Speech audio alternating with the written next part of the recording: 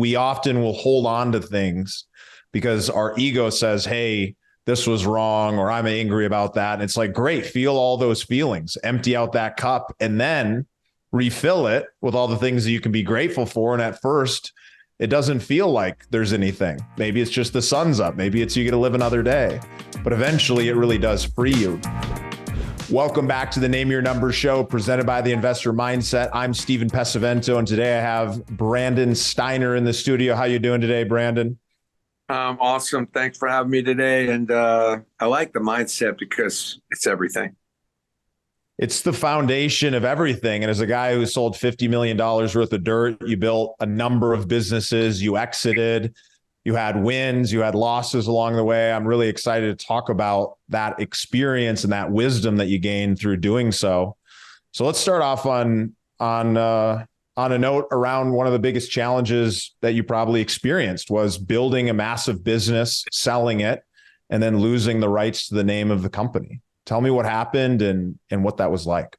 Well, listen, you start a business with $4,000 and you build into a $50 million, empire, and really a game changer for the industry. Taking a business and turning it into an industry was a challenge.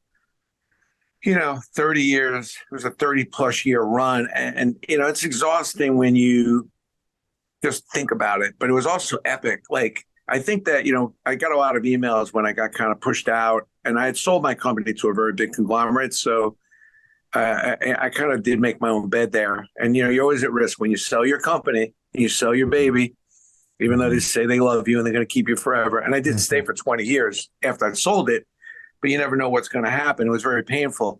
But, you get all these emails about motivation, pick yourself up. It's not what happens. It's not how hard you get hit. It's whether you can get up.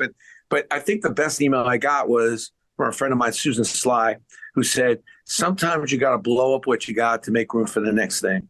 And, behind every rainstorm is a rainbow, all that stuff. But I do believe that I think God gave me a lot of signs to get the hell out of there because I want to do something bigger, better, different. And, when you work for a big company, things start to slow down. You're in more forecasting, more meetings. You lose your sense of entrepreneurship, too, which is what I felt. So at the time when it's hard to say Steiner Sports, know that I'm not part of Steiner Sports, but I knew I had something bigger and better to do. The question is, do I have the stamina at 60 to do it? Could I get reinvented? Can I get re-excited about what I wanted to do? Because I knew what I wanted to do. At the time, I was trying to buy the company back. So when I tell people, it's like when you get a punch in the face, first of all, it hurts. Freaking painful. I'm not going to sit here and make believe, oh, yeah. No, it hurt. And there were days, following that, I had to pick myself up off the floor. And that was a successful day, just getting out of bed. But I knew right away that this was going to be something great. I did know that in the back of my head. So, God is, he's helping me. It's like, I didn't do it on my own. So he's like, I'm just pushing you out because I know you got something better to do. And so I am so grateful because I'm 4 years now out. And this probably will be bigger than Steiner, which, if you asked me 4 years ago, I was like, I hope that I can just get a new business open because, you just had been a while since I opened something and started something brand new. Yeah. And then, so it's been amazing. And the new company has been amazing. But, there's a moment when you spend your life building something. You literally develop new ideas, new products, new services. You listen to what the customer needs, what they want, and you've built that and you gave that to them and you attached your name to it. What was it? What was it like that moment that you realized that not only the company that you built, but your whole identity that was tied up in it was no longer yours? I was angry with myself. I was just angry with myself. You feel ashamed. You feel a little ashamed because you felt like I let my employees down. They get pushed out, and I let my customers down because now they're confused and they'd invested so much in my brand. I mean, this was not just you pick up there are people that their whole house is Steiner. It was my vision, my view. The players they met. So, it was, I've never I think what got me out of bed was I've got hundreds of emails. Like I've never sent the CEO that moved on from a company a note that said, I want to thank you. You meant a lot to me. I'm so sorry to see you go. Thank you for taking all my money. I got hundreds of letters, emails. I mean, I'm not talking about a couple lines. And that's where the loyalty was. And when I tell people, it's like, if you're in business and you're trying to develop a customer base, you're not going to be in business forever. But when you build a fan base, which is what I had every intention of doing, that was what really gave me the inspiration, is the customers I knew were going to be loyal and they were going to come back and they were going to follow my vision because I put everything into it. How they felt, and when they opened up a box of stuff that I sent them and all the different things I would do for my customers, I was very hands-on as a CEO, and I don't regret one day of that. So there's something really powerful about, there's something super powerful about realizing that, like, you gave everything, you did everything you possibly could. And even though the business no longer was yours, I mean, you sold it, you made that decision, and then it ends up, falling through later on where you no longer have that control, and you're trying to pull it back. But I bet it felt incredible to get those messages from people knowing that you made an impact on their life. And this is a challenge that a lot of people go through, whether it's the challenges of business. I've gone through many of them, where so much of who you are is tied up in that business. And then it's almost a point like we're describing and you're experiencing, where you have to realize, like, your identity is actually not the business. What's the lesson that you can share with others to avoid being in that hole, that they can start, having that self-discovery and awareness before they get there? I mean, it's a slippery slope, and I'm not alone when I go through this. The first thing I would say is there's no reason to do anything that you're doing. There's no reason to do anything you're doing without putting your all in it. Mm-hmm. And I always tell people it's a love fest. If you're in business and you have a service or a product you're providing, it needs to be a love fest, and the customers need to be first. And if you're not, like, when I go to a Yankee game, there's no longer me sitting back having a couple beers. It's people all night, and I get that. You know what I mean? That's the commitment you make. But I think you got to figure out, and I should have done a better job at this, in separating what I do and who I was. And I became such a large figure, in my own right. I mean, and maybe in my own mind, but I became a large figure because you're associated with a lot of big names: the Yankees, the Cowboys, Jeter, and you kind of lose a sense of yourself. And people don't look at you for, like, you're Brandon Steiner. They look at you as, oh, you're the guy that's the. But I always say, like, I never wanted to be successful. I always wanted to be extraordinary, but even more so, I wanted to be the only. When people talk about me, I mean, there's not many people who've done what I've done at the level I've done it at, and for the length of time that I did it. So I'm grateful for that. There was a gift to get there. I don't recommend it. It's really important to remember what you do. It doesn't have to be who you are. I've now created much more of that distance. When I've created this new company, I've kind of tried to move away from everything being so hinged on my name, me, my personality, so I can enjoy my life a little bit more and give my family a little more peace about, they've had enough of the Steiner collectible and athletes, the athletes in the house. I mean, it's epic, but then it got complicated. I remember my son saying to me, and I've been in so many games with my son. I've been in so many games. But my son said, Dad, it's not that much fun going to a game with you anymore. And I cried. I was like, I understood what he was saying, because we never had a minute where we weren't getting interrupted. And there's a million people that point at, wanting to go talk to me. And in all fairness, if you become a little bit of a public figure, you have to understand that's the gift to get. I made a lot of money. I did a lot. If you're going to go and take all the fanfare all the benefits, you got to pay the price. And I'm not going to sit there at a stadium and not service and talk to people that give me the opportunity to sit in the seat that I'm sitting at. But it's a really interesting thing as you get older. And one of the things in my third book, Living on Purpose, I talked about is that you have to prepare. I wish I had done a better job, but I was starting to prepare for the unique success that you're planning on having and what you're going to do after it. Because it comes quick. And this is where you kind of grow, you kind of grow yourself out of business. And you kind of work your way out of the business you're in, and you have nowhere to go because you can't beat what you just did, but you don't have a plan for the next step. And you hit really high points. You've made a lot of money, but the whole point of making a lot of money and having a lot of success is to do something with it and use your influence to make an impact, to help others, and to do something that's going to make a difference and be able to enjoy your life. I'm working on it it's a work in progress. Well, there's such a great book that I'm reading and rereading called Strength to Strength by Arthur Brooks. And the whole point of the book and how this relates to investing and mindset, the whole point of the book is that in your life, you're going to be the best at what you do for a certain period of time, depending on the career you're in. And as you get later in life, you gain a different set of skills. You gain a set of wisdom.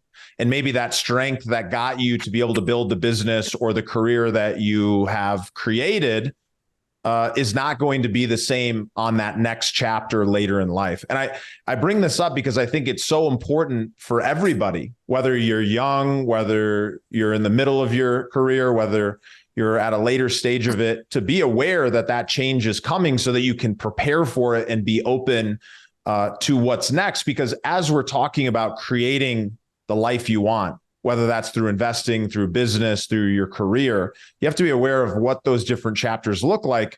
And Brandon, you're at a point in your career where you made a lot of money, you had a lot of fun, you made a lot of impact, and now you're at that next chapter. How have you gone about looking at sharing that wisdom that you created to help other people along the path? Because this seems to be a common theme as people move to that next chapter to be able to help the next generation move their way up.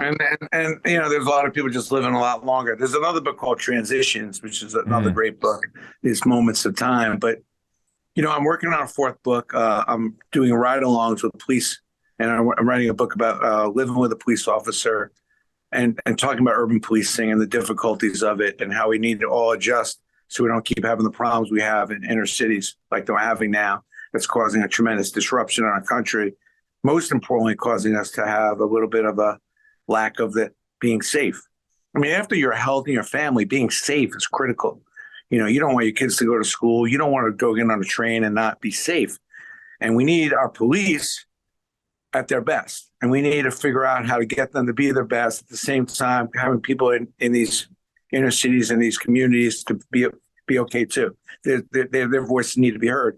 So, you know, I'm out in police cars in the middle of the night, driving around, seeing what the hell's going on. Extremely dangerous, a little crazy, but I'm hoping I can come up with a compelling story that can make a difference. The other thing is, like, I've been doing this for a while, but all my books, you know, I've written 3. This is the 4th, and all my speaking, part of that money goes to different charities.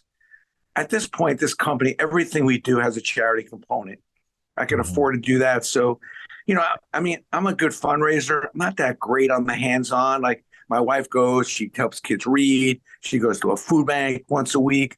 I'm just not good at that. You know what I mean? But I'm good at raising money for the food bank and getting them a bunch of, you know, truckloads of food. And so I'd rather go do that. I'd rather go help a lot of the athletes I've worked with. I'm trying to drive their charities. When I speak, I always incorporate a charity component as part of my fee. And, but I think what you're doing every time you speak, Brandon, you're sharing wisdom. I mean, you made a business that was valued at $50 million. You sold $50 million worth of dirt. You built something that was extraordinary. And although you're at a new chapter, I mean, every time, even in the little quips that you're sharing here is going to help somebody else move to the next level. So when it comes to deciding to go at this again, I mean, you've probably made it. Maybe you had a different expectation of how much money you were going to make. And I see you nodding along. So what is it that really gets you wanting to get back in the saddle and not just kick back and enjoy all the money that you made? You know, enjoying all the money you make. Like, if you think I was waiting for this moment to do that, that would be very foolish, because I don't know what tomorrow's going to bring.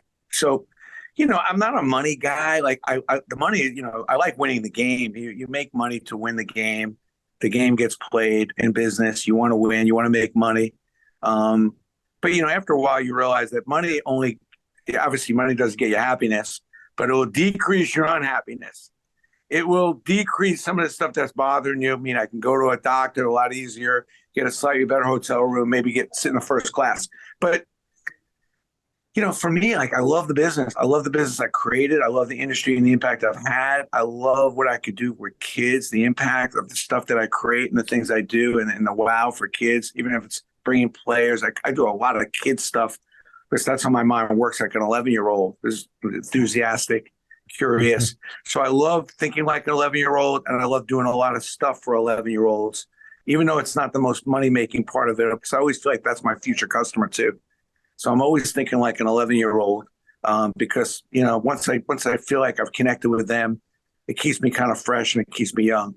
I like the business. I work really hard to be the best at what I do. And I think that when you work really hard to be the best at what you do, the goal one day is not have to do it. When you're really good at it, I'm really good at something, then I enjoy doing it because I'm really good at it. But I tell you, the people that are listening out there, is that it's really important to find hobbies. It's really important to differentiate yourself a little bit. And I've been trying. I've been trying for like 15 years. One of the reasons I wrote my last book, I've been trying to find hobbies other than I'm really good at making money and really good at the sports stuff. I play guitar, play a lot of basketball. I definitely have figured out a way to do more stuff, like going to museums, concerts with my wife. Used to not be my favorite thing, stuff like that. To really distill that down, in case anyone in the audience missed it, I mean, that belief is a really powerful belief. It's not about the money. It's about playing the game.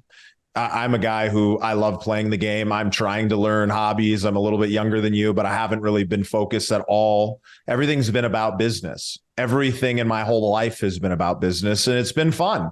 But yet there's a part of me who, had an experience a few years ago where I lost someone really close to me. And that made me realize, like, oh, we don't know how long we have. And sometimes we can end up focusing all of our energy in things that don't actually matter. But when you think about it from that belief that I'm hearing from you, it's the game, right? You're in it because you love playing it. And however you can keep playing it is the way to fully live your life to the fullest. But here's Rich, and here's where the high level of success gets you. Yeah. That really important, really important. It gets you. I don't do business with people I don't like. I don't do business with people that break my chops. And I don't do business where they're not going to appreciate the work, the creativity, and the services that myself, my company provide. Whereas before, I had a number to hit. If it made me enough money, I would suck wind. I'd do it. And I would say, okay, I've just got to grind it out and do it. Now I don't have the tolerance for it. If you break my chops, I'll give you a warning. And then next time I'm just blocking you. And I'm saying, look, let me give you a couple of numbers to call some people that can help you. I'm not your guy. And I don't have a problem with it. Like, okay. Because I'm making money from people I haven't even met. You know what I mean? It's not like, oh, wow. I go home. I said, honey, I had a great day. I made a lot of money. There's the checkbook in the drawer. There's a deposit slip. And can you empty the dishwasher and maybe walk the dog right now? Like, we can't go home and say, oh, honey, we have more money because our kids are going to the best schools. We have a great house. We have what we need. And matter of fact, the glass is now more than full. So, for me, it's like the difference we can make is, make sure that I don't come home aggravated. Don't come home upset. That's not allowed. That enables me to keep working. And I like that rule that my wife and I set up. Like, don't come home and start bitching. Then retire then. And that's fair. So I make sure I keep everything really positive. And then what I do is, I'm always got a charity angle on me because I know that even if things are not exactly perfect, I know that somehow somebody's getting helped out of this. Because that's why we're here. There's only two reasons why we're here. One is to grow, get better. So I'm still learning. I got a bunch of smart kids. I'm like one of these older guys that say, I love the young kids. They're smarter than me. They're a little lazy. Sometimes they need a kick in the butt, but they can get shit done so much faster than me. And they're inspiring almost, especially on the tech end. So, you got to grow. You got to learn. I'm still learning every day. So that gives me happiness. And then also, you got to have gratitude. You have to increase your level of gratitude. I think that people get confused about gratitude and what that is. But happiness resides on the corner and the cross streets of happiness. Gratitude and growth. So for me, when I look at gratitude now, I say, well, it's nice talking to you on this pod, but there's a lot of things that are happening right now that enable us to have this conversation. And I spend more time now digging a little deeper on that. Instead of just saying, oh, we had a nice call. It's nice we got this computer thing that we're able to talk with each other. But now I know there's a lot of people responsible for even setting this up. Somebody introduced me to you. Somebody's going to take this thing and edit it. Somebody's going to post it. There's a whole bunch of things that are happening. My level of gratitude is so much higher. And if anything, I'm just mad at myself for not even having a higher level of gratitude earlier on. But I can't fix that. but I don't let a day go by without thanking the people that enabled my day to be great today, and really showing that gratitude. I think that's a really powerful way of thinking. You know, I always talk about growth, giving, and gratitude being some of the most important things to carry in your life, because at the end of the day, it's, you know, it's about those things that end up leading to more happiness. There's something else, a belief that I heard you talk about in a speech, and it was about enjoying the things that you used to not enjoy. Would you kind of tell us a little bit more about that? Well, I think first of all, you got to learn to love the things that really, some of the worst things that's happened to you. You got to learn to love them. And I was just going to say, back to the beginning of the conversation, as much as I hated what happened to me at the end of Steiner, I've learned to love it. And when you get back and have gratitude for everything, which includes some of the worst thing that's happened to you, there's always gratitude. That's what's enabled me to go build like something that's probably going to be bigger than Steiner, which is way beyond my wildest imagination. That putting this thing together now, I may have something even bigger than anything I've ever created. And I give it credit for me finding, gratitude for the worst thing that's ever happened to me. But I think what you got to do is you got to look at the things. First of all, you got to know who's important. You got to know what's important, and you got to do what's important for who's important every day. And even if it's something that you don't like, you don't enjoy, you got to learn to love it. My wife loves to go to the theater. She loves to go to the symphony. She loves to go to museums. I don't like doing those things as of 10 years ago, but I've learned to love doing those things because they're important to her. And if she's important to me, I've got to learn to love the things that she loves. I meet a lot of guys that, oh, my wife wants to go to that thing. I'm not doing it. I'm like, I hear you. I hear you. I don't want to go to the museum, some art museum. I don't. But my wife loves it. So I'm going to learn to love it. And I'm going to reprogram my mindset because that's why I'm here, to enjoy my time with the most important person. So I go, I know you don't want to do this. I said, no, I'm going to go. Let's go. I won't go to Shakespeare. There's a couple of things I won't do, but there's a lot more that I will do because I think that gets you out of the habit of just being the one-dimensional person, which is just the person who goes, I make a lot of money, so I don't have to do the things my wife wants to do or my kids want to do. And I've just learned to make the things that I don't like my favorite things and learn to love them. And I've also learned to love the worst thing that's ever happened to me. Now, like if you talk to me right after the thing happened at the end of Steiner, I'd be like, I was devastated, miserable. I wanted to kill those people. Now I'm like so thankful, grateful, love them. Thank you for doing that. Appreciate it. I don't love losing my name because, it's my name and I put my heart and soul into that name, but it's fine. I still got my name. People know who I am. And I've actually found a place. It took a while, but I found a place that can find gratitude. I find, I forgive them. I give them mercy for having to do what they did the way they did it. But I'm good. Matter of fact, I'm more than good. And I think sometimes you have to say to yourself, like, am I enough? Like, am I enough? Like, yeah, I'm enough. And it's been really fun going through the process on the latter part of this. At the beginning, you got to dig down deeper. You got to figure out what you're all about and what's important. And I definitely got on the wrong. I just got too deep. I mean, I was just so committed to my business, the industry, every minute of every day. And now I feel like I'm a lot more balanced, and I feel like I have a little bit better perspective to maybe finish out my life in a much more balanced, positive way with the people that matter the most. And I got to tell you, I just said that in a quick moment, but that ain't easy. It's hard. There's so much freedom in that. We often will hold on to things because our ego says, hey, this was wrong, or I'm angry about that. And it's like, great, feel all those feelings, empty out that cup, and then refill it with all the things that you can be grateful for. And at first, it doesn't feel like there's anything. Maybe it's just the sun's up. Maybe it's you get to live another day. But eventually, it really does free you.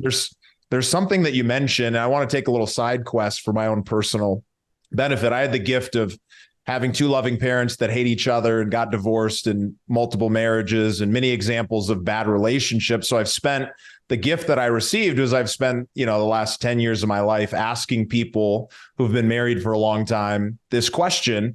And so I'd love to do a little side quest and ask it to you. And, other than this great advice to learn to love the things you don't enjoy, if you were going to go back and talk to a younger version of yourself right when you were getting married, with all of the years of experience that you have in your marriage, all the good and the bad, what advice would you give to that younger self when it comes to starting and holding on to, a great marriage and a great relationship? Well, marriage it's a rocky, it's a marathon, first of all, not a sprint. And you need to approach it that way. But I mean, I just can't believe there's not a lot more condensed versions of how to be a better husband. It took me a while to really get committed to that, because I always wanted to be one, because I grew up in a single family home, and you don't want to live in a mishmash where you can't figure out how to get your family together working right. But I think communication is so important, and compromise is probably right there in number two, obviously with trust. But one of the main things I've learned is that you have to schedule everything, assume nothing. So, I sit down with my wife like once a week, and I go over my schedule and make sure she's totally in sync with everything I'm doing, instead of assuming that she's going to know. She knows the nights I'm going to come home a little later. She knows the mornings I'm staying home. She knows the mornings I'm leaving at the crack of dawn. She knows when I'm traveling a week or two ahead of time, so she can make plans, and she's just not home doing nothing. I've learned to just share more of what's going on in my head. And I think that sometimes with guys, it's harder. Women are a lot easier to do that, but guys struggle sometimes to that kind of intimacy. But I've learned to schedule these things. Like, I know in my mind every Sunday I'm going to go get my wife, and I'm going to make sure I go over the schedule. And the second thing is, when I go out with my wife, and this is just the best advice that I could give anybody, and that is, I don't take my cell phone when I go out with my wife. Whenever we go anywhere, and usually we go out many times, but on Friday and Saturday night, I never take my cell phone with me. And then we go out during the day on the weekends, I never take my cell phone with me. And when I'm with my family, I don't take my cell phone with me. And I'm like, if I can't go find those 4 or 5 hours of time to get disconnected, then, shoot me. Because I don't care what you say. You bring the phone with you, you start checking, you go to the bathroom, you're under the table. And I think that's been the best adjustment that I made about 10 years ago, is to stop with the damn cell phone. I'm on the phone a lot. I'm on my emails a lot. But when I'm out with my wife, she knows she has my undivided attention to talk about anything she wants. So during the week, she may run some by me, blah, blah. But, she knows come the weekend, or when we go out, anytime we go out for dinner, she knows that she's got my undivided attention for those 2-3 hours. And that's been a game changer for me. Yeah, that presence that you're able to get from that, I'm sure, is really powerful. It's extremely important. And the other mistake that I probably made a lot, being a problem solver when you're a CEO and you're running a company, is you want to solve all the problems. But I think especially with women, especially my wife's a very bright woman, a hell of a lot smarter than me, frankly. And when she comes to me with the problems, like I had to learn to just shut up.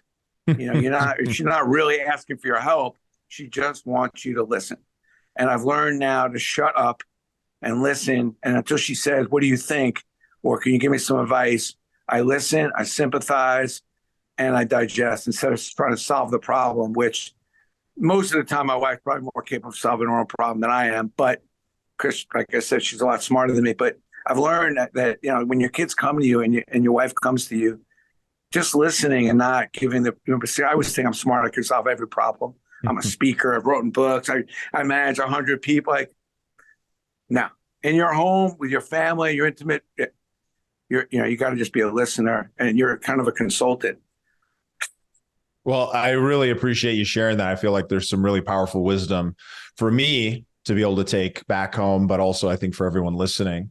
So to get off the side quest, back on track, when it comes to your life, you've built, an amazing business. You're in the process of building additional businesses. You've written books.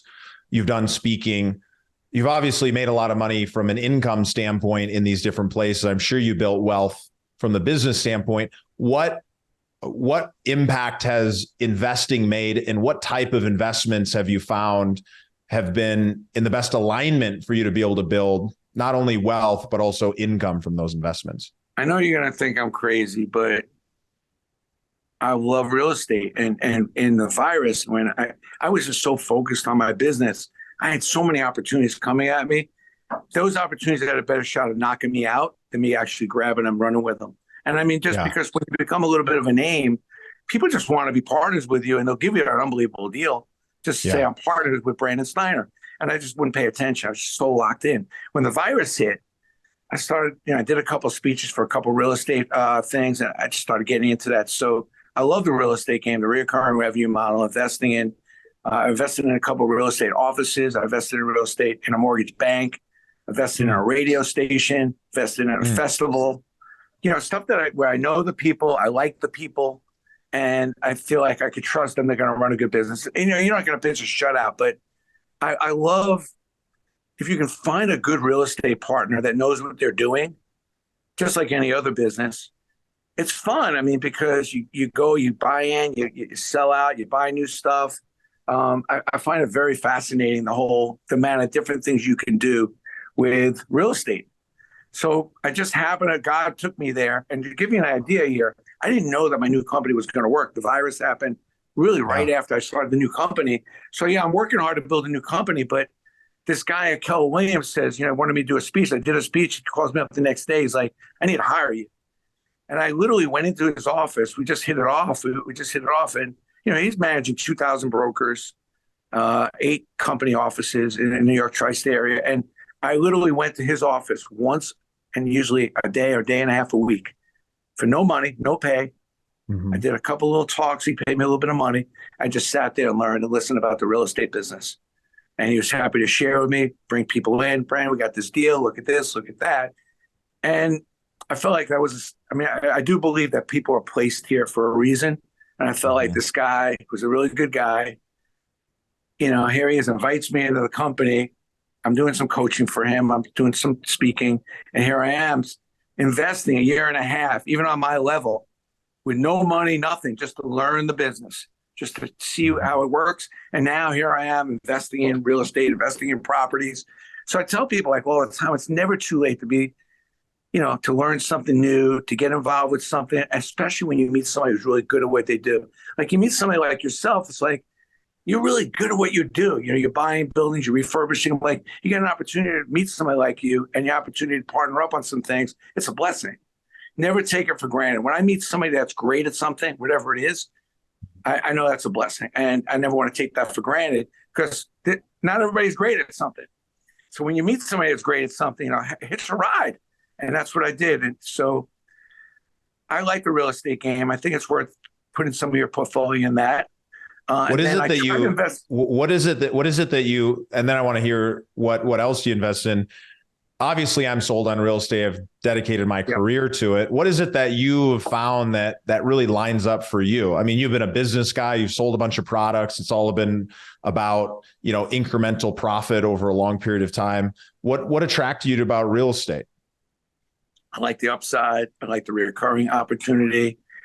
And also like it's not the minute to minute grind. I'm a builder and I like to look forward. I don't mind talking about something right now with you that's going to happen 5 years from now. That doesn't bother me. So Brandon, we're not going to make money for 5 years. That's right. But in 5 years, here's my plan. We're going to kill it. Love that. I don't have to make money today on something. Let's build something over the next 3-4 years and boom, love that even more than anything. And I like that with real estate. You could do that with property development. You could do that with certain investments. I'm not a big real estate flipper. I don't like to buy and flip. I think people do really well on that. But I've invested in some properties that I trust. I've partnered up with my daughter on some properties in Austin, my other son in South Dakota. I like it, and it's fun, and you can kind of get in and out of stuff, and then you can leverage that stuff. All the stuff you read about and watch on these videos, they're true. You can invest some money, make a little bit of money, then leverage that out, buy more. You can build wealth, and it's a fun game to play. I'm playing with a guy that is really the two people I'm partnered up with on the real estate are really smart, and I enjoy that smartness. Yeah, it's so key. Something you mentioned is the people, right? You're investing in those people who have that experience. They happen to be doing that specific strategy or that specific investment product. But at the end of the day, you've got that trust in those people and you're going to put your money behind it. And as a result, not everything's going to be blue sky. There's going to be chances or opportunities where things don't go well. Maybe you break even, maybe you lose money, but if you do enough deals, it always will come out where you're going to be making a profit. And as long as you're doing it with the right people, you know that it's being done well. I agree. I mean, I just think you can't get yourself too crazy. You invest in things that you can always afford to take the loss. I don't like making investments that's going to take my heart out. I lose sleep. I always make investments in things that I can afford. I'm enjoying the potential upside, but I could deal with the loss if it happens. And that kind of keeps you kind of sane, Frank. I see people invest their life savings. I mean, I did invest my life savings in Steiner. I mean, it came to a point in time like I had to put everything on Steiner. If it didn't work out at this particular moment in time, I would have lost everything. I think there are points of time when, you bet on yourself. But I think when I get to outside investments, I have a stay rich and then there's the get rich kind of program. And then I take some of that money. That's okay, let's play around. Let's see what we want to do. I'm not a huge risk taker, but I'm more about investing in people. And it's been fun. I mean, business is supposed to be fun and it's gotten difficult. Business out there is difficult for a bunch of different reasons. And there's been a lot of challenges and more changes than ever. But I will tell you this, I've never seen more entrepreneurism in the wings, the young ones especially, but all the way through. We just dealt with more change than we've ever dealt with and more coming, which means more opportunity, more ability to take that change and make it better. I would say you don't want to be an inventor, you want to be an improver. So whenever you see change, there's people that are inventing all kinds of different ideas, but you can improve once those ideas pop in. And that's what I see this next generation doing. The baby boomer generation, they did a lot of good stuff, but now there's room to come up, clean up behind them and improve a lot of that stuff and make it a lot better. And that's kind of like the excitement I see now in this country. My one thing I'm nervous about is that there are more small businesses closing than opening in this country every year. And I think it's really important we support small business and realize that that is the backbone. A big part of the American dream is being able to open up a small business. So we can't get too caught up in some of the big dogs and making sure we support the guy down the street because that's what this country's all about. And that's where I started, a small little guy. And so I try to keep that kind of balanced mindset. I think we all need to support entrepreneurism more than we do, not just do what's easy, convenient, simple, fast, but there's something to be said about being loyal and supporting what's going on in your neighborhood, supporting the guy who lives next door. Yeah, I think that's really powerful. And to be honest, Brandon, there's so much more I want to get into. You've got so much wisdom, and I wish we had hours and hours to dive even deeper. Before I get into the last question, why don't you share with the audience how they can follow along? You've got a very active social channel. You've got a lot of books out. What's the best way for people to dig more into Brandon? You can dig into Brandon on LinkedIn. I'm loving LinkedIn. I answer all the messages. Just follow me. You can get my Facebook or brandonsteiner.com. It gives you all the information. My book is free on collectibleexchange.com. If you have anything you want to sell, buy, sell, go on the exchange. And if you need to find out what you have and what it's worth. But, I'm easy to get a hold of, and I usually try to respond. I want to finish on one quick story, if you don't mind. Please. Do you know who Jack Taylor is? No, tell me. Jack Taylor is the founder of Enterprise Rent-A-Car. Now, Jack Taylor was in the Navy. He named Enterprise after the Enterprise, which is one of the boats he was on. And when he got out of the Navy, he went to go work for a Cadillac dealership. And he realized that a lot of people were coming in because they had a problem with their car. It was broken or got into an accident.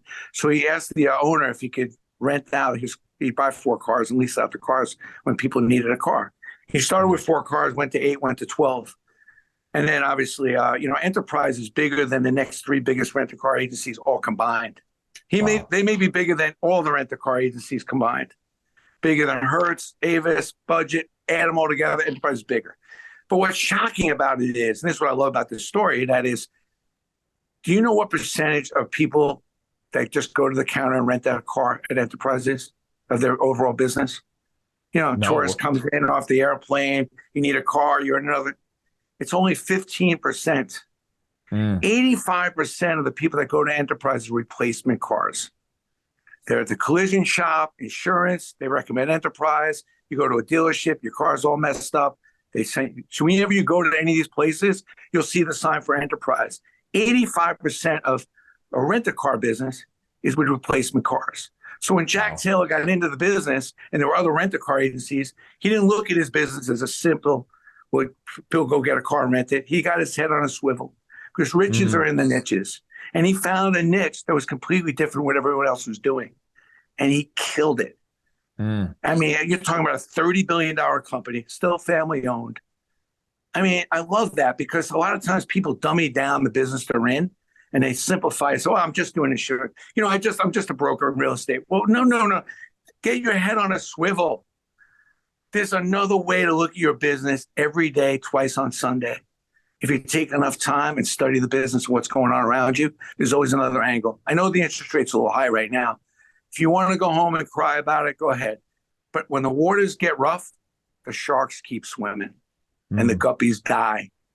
The sharks find a way. The people that are in the business to win and compete, they get their head on a swivel and they think about a different way to do it. So I ask the people out there, it's like, that's the simplest story you get, a rent-a-car agency who doesn't really rent cars on a day-to-day basis. That's not where most of the revenue comes. But he figured out a way and he went after it. And he's the number one worldwide rent-a-car agency. There's no reason why you can't look at your business, whether it be real estate, insurance, whatever it is, and figure out another way to do your business and completely blow it up. Those opportunities are there. And that's the beautiful thing about the business in this country. And that's why I looked at my business if you go look me up, you'll see I didn't look at the collectible thing the way anybody else was looking at it. And hence, what an opportunity, what an epic run. What great advice about business. What great advice about life. So much wisdom. Brandon Steiner, go to brandonsteiner.com to find out more information, get his books, go follow him on Instagram and LinkedIn.